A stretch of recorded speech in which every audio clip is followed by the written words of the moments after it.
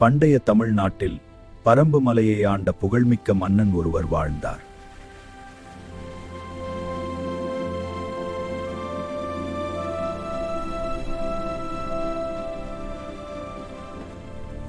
அவர் பெயர் பாரிவள்ளல். கருணைக்கும் கொடைக்கும் பெயர் பெற்ற மன்னன்.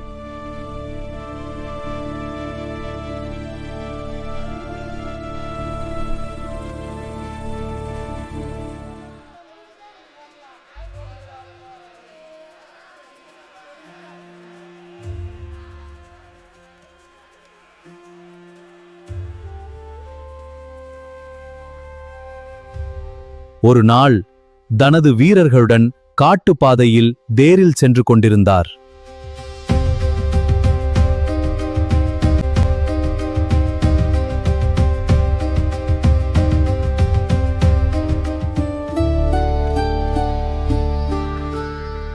ஆகா, நம் நாடு இவ்வளவு செழிப்பாகவும் அழகாகவும் இருக்கிறது. அப்போது பாதையின் ஓரத்தில் ஒரு சிறிய முல்லை கொடி வளர முயன்று கொண்டிருந்தது.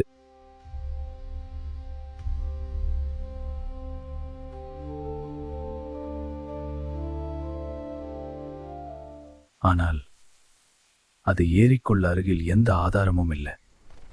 அதை பார்த்த பாரிவள்ளல் திடீரென தனது தேரை நிறுத்தினார். அந்த சிறிய செடியின் துயரத்தை உணர்ந்து அவர் மனம் உருகியது. உடனே வீரர்களை அழைத்து என் தேரை இங்கே நிறுத்துங்கள் என்றார்.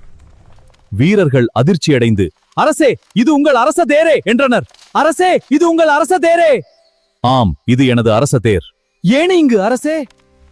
நான் வேறு ஒரு தேரை உருவாக்கிக் கொள்ளலாம். ஆனால் இந்த சிறிய முல்லை கொடி இன்று ஆதரவு இல்லாமல் வாடிவிடும்.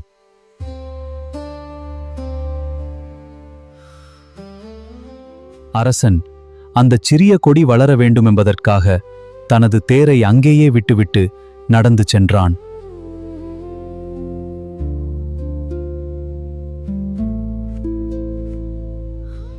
அவரது கருணையை கண்ட மக்கள் கண்கலங்கி போற்றினர். அருளாளர் பாரி மன்னர். அதனால்தான் தமிழகம் பாரி வள்ளலை கடை 7 வள்ளல்களில் ஒருவராக என்றும் போற்றுகிறது.